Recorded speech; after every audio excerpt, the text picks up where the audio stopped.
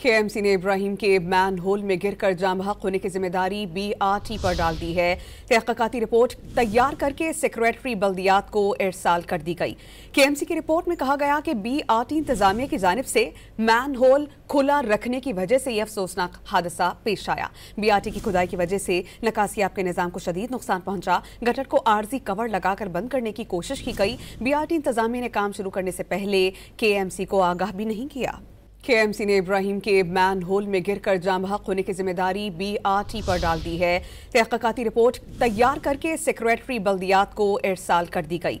KMC की report में कहा गया कि बीआरटी इंतजामिया की जानिब से मैन होल खुला रखने की वजह से यह अफसोसनाक हादसा पेश आया। बीआरटी की खुदाई की वजह से नकासियाब के निजाम को शदीद नुकसान पहुंचा। गटर को आर्जी कवर लगाकर बंद करने की कोशिश की गई। बीआरटी इंतजामिया ने काम शुरू करने से पहले केएमसी को आगाह भी नहीं किया।